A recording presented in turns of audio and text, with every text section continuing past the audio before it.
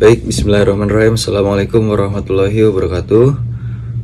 Yang terhormat Bapak Rizkon Khaironi sebagai dosen pengampu dari mata kuliah Pendidikan Agama Islam dan teman-teman semua.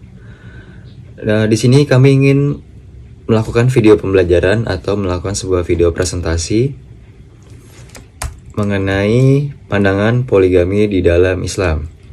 Nah, di sini saya tidak sendiri tentunya.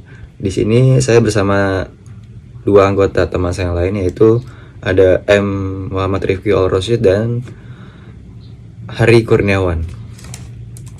Nah, di sini kita akan membahas tentang pandangan poligami di dalam Islam.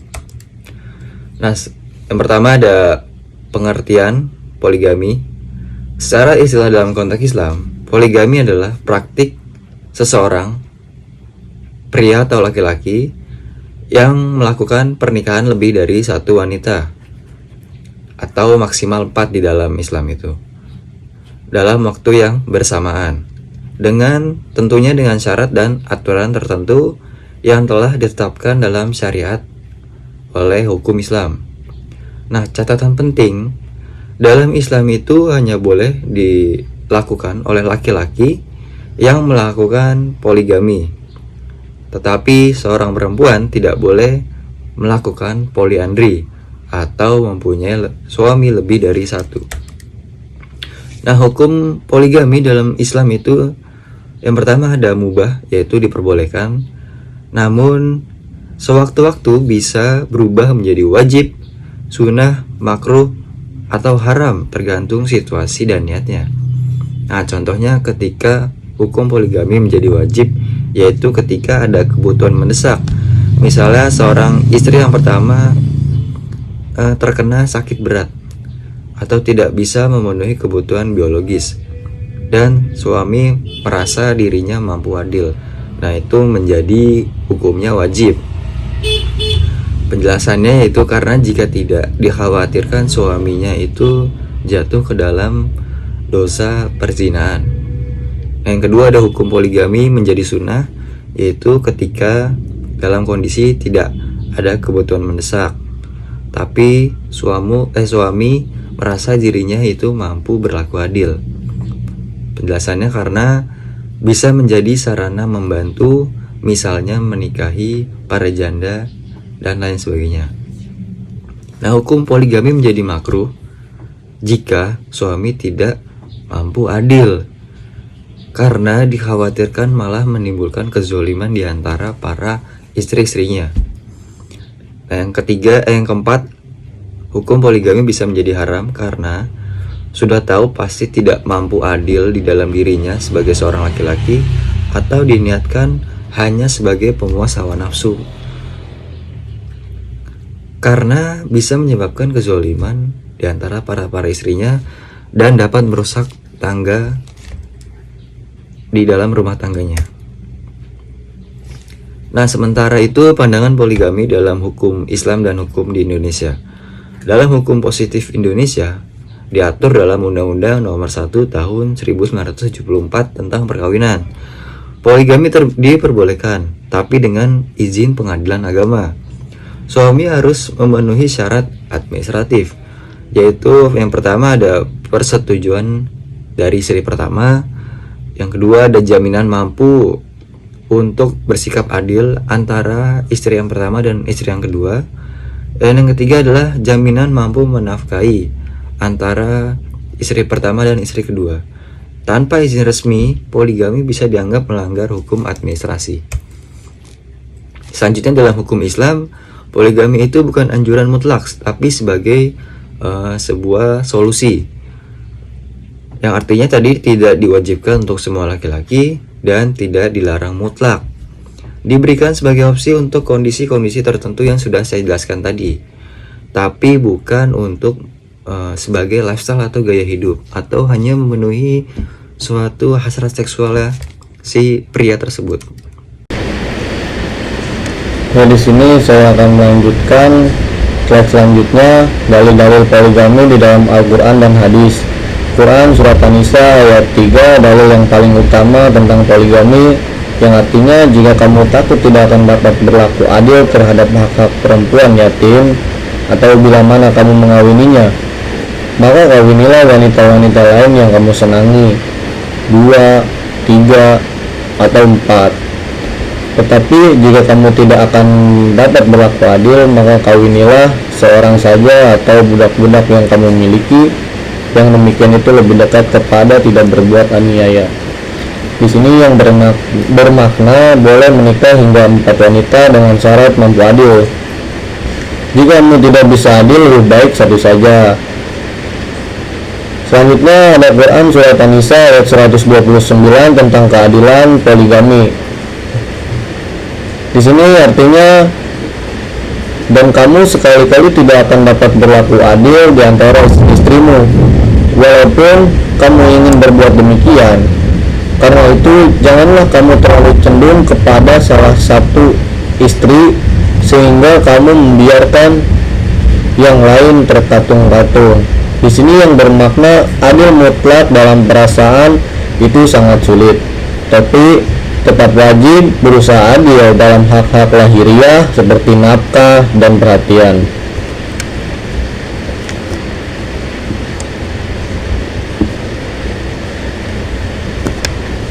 Di sini ada hadis dari Ibnu Umar radhiyallahu an tentang jumlah maksimal istri. Diriwayatkan bahwa Ghailan bin Salama al-Saqafi masuk Islam dan ia memiliki 10 istri pada masa jahiliyah. Lalu Rasulullah SAW bersabda kepadanya, pilihlah 4 orang istrimu dan ceraikan sisanya. Hadis riwayat Abu Daud nomor 2241 dinilai sahih oleh Albani. Makna tersebut, setelah Islam datang, maksimal poligami hanya bisa sampai 4 istri. Selebihnya ceraikan sisanya. Yang kedua, hadis tentang keadilan dalam istri, keadilan dalam rumah tangga atau kepada istri. Dari Abu Hurairah radhiyallahu anhu, Rasulullah SAW bersabda, barang siapa yang memiliki istri 2 lalu dia condong kepada salah satu dari keduanya, maka ia akan datang pada hari kiamat dalam keadaan sebelah tubuhnya miring, atau bisa dimaknai terjatuh. Di sini hadis riwayat Abu Daud nomor 2133, Tirmidzi nomor 1141, yang bermakna kalau tidak adil dalam poligami, ancamannya berat di akhirat nanti.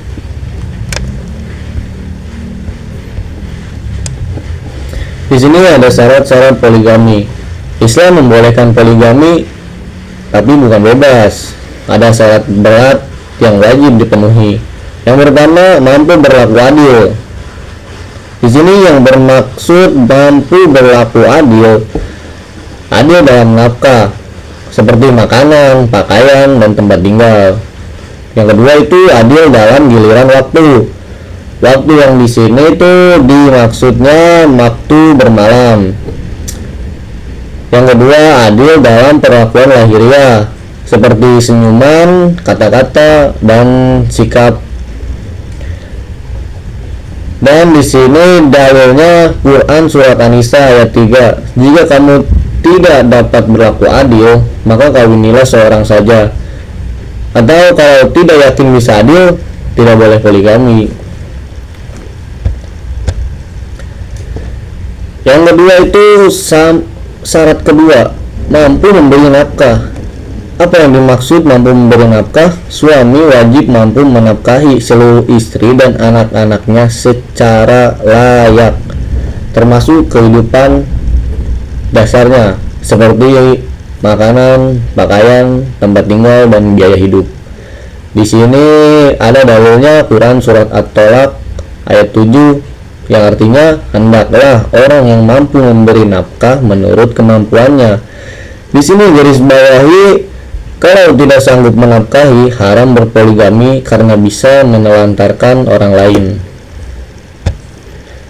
Ya, ada syarat ketiga, ada alasan syar'i. Yang dimaksud itu dianjurkan jika ada hajat. Apa sih yang maksudnya?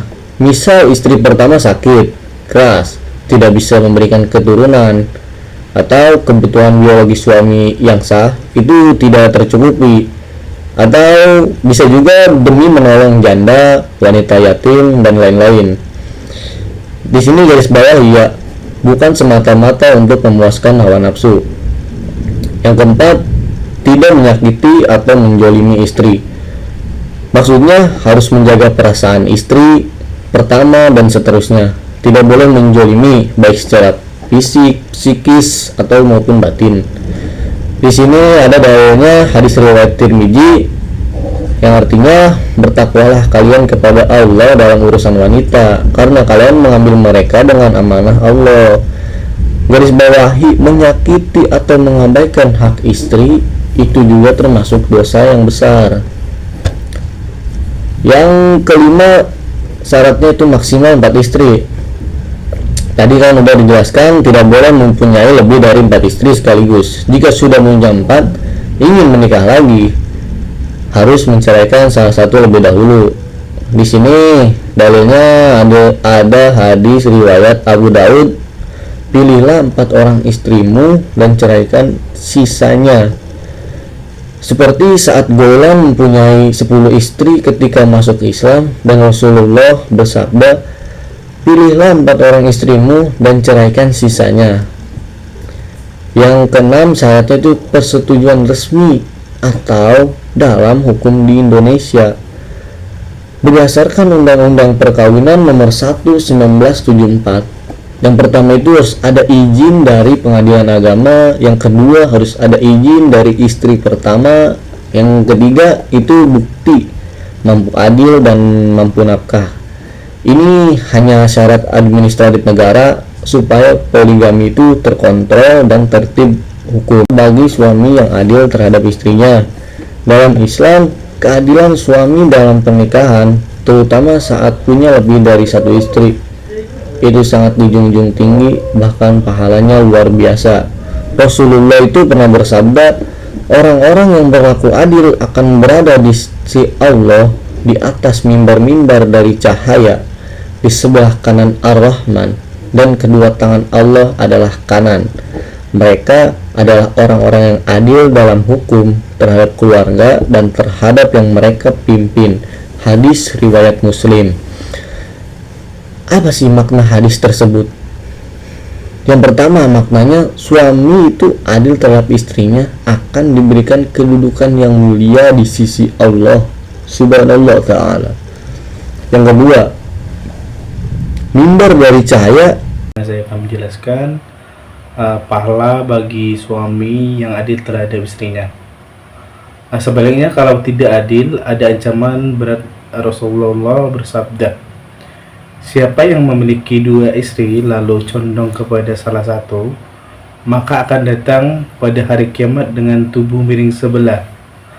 Hadis riwayat Abu Daud nomor 2133, Tirmizi nomor 1141, dinilai hasan.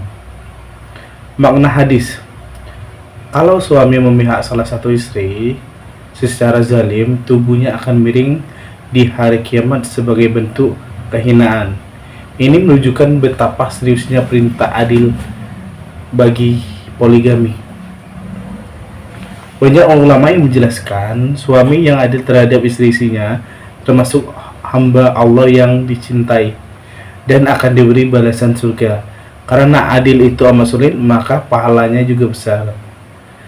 Imam An-Nawawi rahimahullah berkata, keadilan di antara istri-istri dalam hak mereka, nafkah, waktu bermalam, dan perhatian termasuk bentuk amal soleh besar yang dicintai Allah.